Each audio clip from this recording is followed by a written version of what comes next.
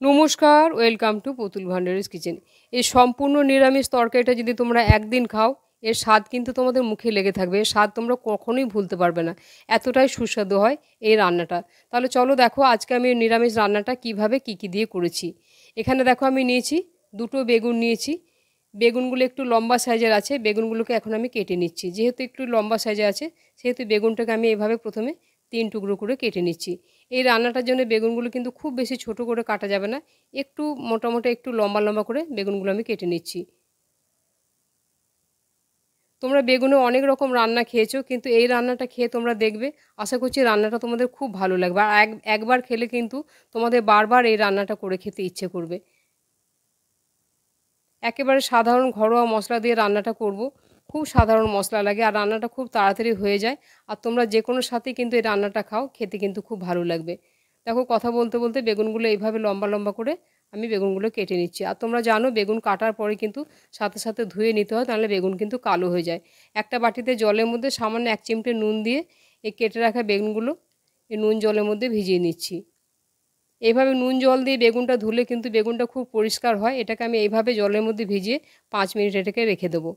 এখানে আমি 2টো মাঝারি সাইজের আলু নিয়েছি। আলুগুলো এইভাবে একটু লম্বা লম্বা একটু মোটা করে কেটেছি। আলুগুলোকেও একেবারে পরিষ্কার করে ধুয়ে জল ঝরিয়ে রেখে দিয়েছি। এদিকে বেগুনগুলো আমার প্রায় 5 মিনিট আমি জলে এইভাবে ভিজিয়ে রেখেছি। বেগুনের যে কালো কষটা একেবারে সুন্দরভাবে বেরিয়ে যাবে আর বেগুনটা খুব পরিষ্কারও হয়ে যাবে। বেগুনটাকে এখন একটু হাত দিয়ে এভাবে চটকে ধুয়ে নিয়ে বেগুনগুলো জল ঝরিয়ে তুলে নিচ্ছি। এইভাবে তোমরা আলু বেগুনের রেসিপিটা একদিন করে খেয়ে দেখবে, একদিন খেলে কিন্তু তোমাদের বারবার খেতে ইচ্ছে করবে। দেখো জলটা কতখানি বেগুনের কষ বেরিয়েছে। এখন আসছি রান্নায়, গ্যাস অন করে দিয়েছি। পরিমাণ মতো আমি একেবারে সর্ষের তেল দিয়ে দিচ্ছি। রান্নাটা সর্ষের তেলে করার চেষ্টা করবে, তাহলে খেতে বেশি সুস্বাদু হয়। তেল গরম হয়ে গেছে, কেটে রাখা বেগুনগুলো দিয়ে দিয়েছি। গ্যাসের আঁচটা এখন একটু কমিয়ে দিলাম। আঁচ কমিয়ে বেগুনটাকে বেশ একটু লাল লাল করে ভাজা ভাজা করে নিতে হবে। আমি কিন্তু এই বেগুনটার মধ্যে কোনো রকম নুন বা হলুদ দিইনি। তোমরা চাইলে খুব সামান্য একটু নুন হলুদ মেখেও বেগুনটাকে ভাজতে পারো। নাড়াচাড়া করে বেগুনটাকে এইভাবে লাল লাল করে ভেজে নিতে হবে। একটু বেশি তেলে বেগুন ভাজলে কিন্তু বেগুনের তেলটা খুব কম লাগে, তেল বিশেষ একটা টানে না। বেগুনটা যখন এরকম ভাজা হয়ে যাবে, তখন বেগুনগুলো আমি তেল থেকে তুলে নিচ্ছি।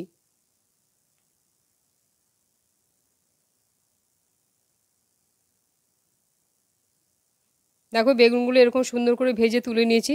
এখন কড়াইয়ের মধ্যে যে তেলটা আছে ওই তেলের মধ্যে কেটে রাখা আলুগুলো দিয়ে দিচ্ছি। গ্যাসের আঁচ এখন একেবারে কমিয়ে দিয়েছি। আঁচ কমিয়ে আলুটাকে দিয়ে একবার নাড়াচাড়া করে এটাকে 2 থেকে 3 মিনিটের জন্য ঢাকা দিয়ে দেবো, তাহলে বেশ কিছুটা সেদ্ধও হবে আর ভাজাও হয়ে যাবে। এখন দেখাচ্ছি মশলাটা। মশলা বলতে দেখো এখানে নিয়েছি সামান্য 2 টুকরো আদা নিয়েছি আর 4টে কাঁচা লঙ্কা নিয়েছি। জল ছাড়াই এটাকে একবার একটু মোটা মোটা করে একবার ঘুরিয়ে নেব। এখন দেখো এখানে আলুটা আমি ঢাকা খুলে দিচ্ছি। ঢাকা খুলে দিয়ে আলুটাকে আঁচ কমিয়ে ভাজা ভাজা করব। আর আমি ঢাকা দেবো না, একবার ঢাকা দিয়ে দিয়েছিলাম, তাহলে বেশ আলুটা কিছুটা নরম হয়ে যাবে। আঁচ কমিয়ে দিয়ে আলুটাকে এমনভাবে ভাজতে হবে যেন ভাজতে ভাজতে আলুটা প্রায় বেশিরভাগটাই সেদ্ধ হয়ে যায়। এরকমভাবে আলুটাকে ভেজে নিতে হবে। নিরামিষ দিনে আমরা ভেবেই পাই না কি রান্না করব, কি দিয়ে করব। এই রান্নাটা করে দেখবে, খেতে খুব ভালো লাগবে। দেখো আলুটা কিন্তু অনেকখানি সেদ্ধ হয়ে গেছে। আলুটা খুব সুন্দর একটা কালার হয়েছে, ভাজা ভাজাও হয়ে গেছে।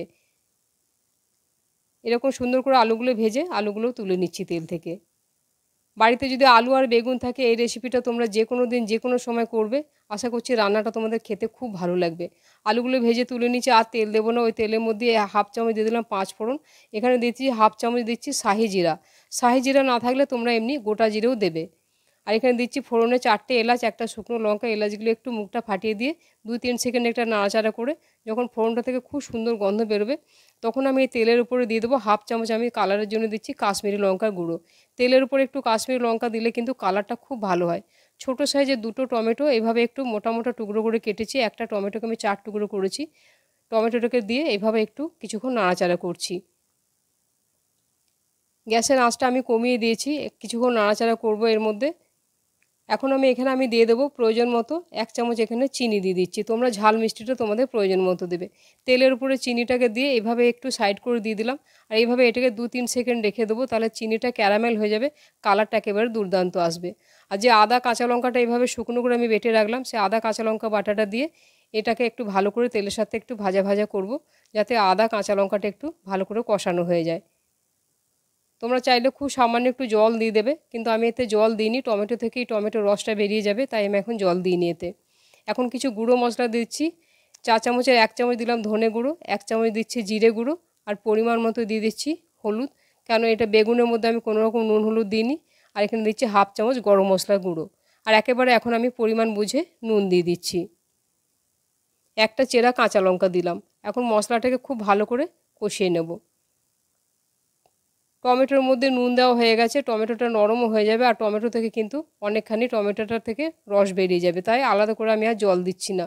তবে তোমরা চাইলে যদি মশলা পুড়ে যায় তাহলে চাইলে একটু করে গরম জল দিতে পারো। গ্যাসের আঁচ কমিয়ে দিয়ে মশলাটাকে খুব ভালো করে কষিয়ে নিচ্ছি। একবার ঢাকা দিয়ে দিলাম, তাহলে টমেটোটা নরম হবে আর টমেটো থেকে টমেটোর রসটা বেশ বেরিয়ে যাবে। ঢাকাটা খুলে দিয়েছি, আবারও খুব ভালো করে নাড়াচাড়া করতে হবে এটাকে। এই রান্নাটায় আমি যে মশলাগুলো দিলাম এগুলো একেবারে ঘরোয়া মশলা। নামাবার আগেও যে দুটো মশলা আমি দেবো সেটা একেবারে ঘরোয়া সাধারণ মশলা। ওই মশলা দুটো কিন্তু নামাবার আগে অবশ্যই দেবে, তাহলে কিন্তু এই রান্নাটা খেতে একেবারে অন্য ধরনের হবে, খেতে কিন্তু ভীষণ ভালো হবে। যখন মশলা কষানো হয়ে গেছে ভেজে রাখা আলুগুলো দিয়ে দিচ্ছি। আলুগুলো দিয়েও কিন্তু মশলার সাথে খুব ভালো করে কষাবো, তাহলে যেটুকু আলুটা আমার সেদ্ধ হতে বাকি আছে সেটা সেদ্ধও হয়ে যাবে আর খুব ভালোভাবে আলুটা কষানোও হয়ে যাবে। এই রান্নাটার কাজই শুধু কষানো, যত ভালোভাবে কষাতে পারবে ততই কিন্তু রান্নাটা খেতে সুস্বাদু হবে। এখন এটাকে আমি 2-3 মিনিটের জন্য ঢাকা দিয়ে দেবো, তাহলে টমেটোটাও নরম হবে আর যেটুকু আলু বাকি আছে সেই আলুটা আমার সেদ্ধও হয়ে যাবে। দেখো নুন দেওয়ার কারণে কিন্তু টমেটো থেকে অনেকখানি টমেটোর রসটা বেরিয়ে গেছে। ভালো করে এটাকে কষিয়ে নিচ্ছি। যে গুঁড়ো মশলাগুলো দিয়েছিলাম খুব সুন্দর কষানো হয়ে গেছে, আলুটা দেখো খুব সুন্দর সেদ্ধ হয়ে গেছে। এরকম যখন সেদ্ধ হয়ে যাবে, মশলা কষানো হয়ে যাবে, তখন আমি ভেজে রাখা বেগুনগুলো দিয়ে দিচ্ছি। বেগুনটা দেওয়ার পরে কিন্তু এখন একটু হালকা হাতে নাড়াচাড়া করবো। আর তোমরা দেখো আমি কিন্তু টমেটোগুলো খুন্তি দিয়ে কিন্তু ম্যাশ করে দিইনি। আমি চাইছি টমেটোগুলো যেন এরকম একটু গোটা গোটা থাকে, নরমও হয়ে যায়। এগুলো গোটা গোটা থাকলে কিন্তু রান্নাটা দেখতে ভালো লাগে আর এগুলো মুখে পড়লে খেতেও ভালো লাগে। আঁচ কমিয়ে দিয়ে কিন্তু কম আঁচে কিন্তু এটাকে খুব ভালো করে কষাতে হবে। এই রান্নাটা আমি জল দেবো না, তবে তোমরা যদি চাও অবশ্যই একটু গরম জল দেবে। এই রান্নাটা কিন্তু একটু শুকনো শুকনো করলে এটা ভাত, লুচি, রুটি, পরোটা যার সাথেই খাও খেতে কিন্তু খুব ভালো লাগবে। একটু সময় নিয়ে কষাতে হবে, কষাতে কষাতেই কিন্তু রান্নাটা হয়ে যাবে। দেখো রান্নাটা দেখেই মনে হচ্ছে একেবারে রান্নাটা আমার হয়ে এসছে। এখন যে দুটো মশলা আমি বলেছিলাম দেবো, সেই দুটো মশলা এখন আমি দিয়ে দেবো। বেশ ভালো করে যখন এরকম কষানো হয়ে যাবে, এখানে আমি দিচ্ছি, দেখো সামান্য একটু দিচ্ছি আমচুর পাউডার। এটা আমার বাড়ির বানানো আমচুর পাউডার, রেসিপি আমার চ্যানেলে দেওয়া আছে। তোমরা চাইলে আমার চ্যানেলে গিয়ে দেখে নিতে পারো যে আমচুর পাউডার কিভাবে বাড়িতে বানাতে হয়। আর সামান্য একটু ওপরে এভাবে কসুরি মেথি হাত দিয়ে ঘষে অবশ্যই দেবে, তাহলে কিন্তু এই রান্নাটা খেতে একেবারে দুর্দান্ত হবে। আর আমচুর পাউডার যদি হাতের কাছে না থাকে সেক্ষেত্রে তোমরা 1 চামচ চাট মশলা দিয়ে দেবে, বা একেবারে গ্যাস অফ করে 1 চামচ লেবুর রসও দিয়ে দেবে, তাহলে কিন্তু খেতে একেবারে দুর্দান্ত হবে। ঝাল, টক, ঝাল, মিষ্টি দুর্দান্ত স্বাদের হয়। মশলা দুটো দিয়েও কিন্তু খুব ভালো করে একবার কষিয়ে নিতে হবে। এইভাবে সুন্দর করে কষিয়ে নিয়েছি, গ্যাসের ফ্লেম অফ করে দিয়ে এখন আমি একটা প্লেটের মধ্যে সাজিয়ে দিয়েছি। দেখো এটা দেখতে কত লোভনীয় হয়েছে। তাহলে আজকের এই আলু বেগুনের রেসিপিটা তোমাদের কেমন লাগলো আমাকে অবশ্যই একটা কমেন্ট করে জানাবে, আর আমার চ্যানেলটিকে সাবস্ক্রাইব করে নেওয়ারও অনুরোধ জানালাম। রেসিপিটা সম্পূর্ণ দেখার জন্য ধন্যবাদ। তাহলে আবার অন্য কোনো দিন দেখা হবে অন্য কোনো রেসিপিতে। সবাই ভালো থাকবে। নমস্কার।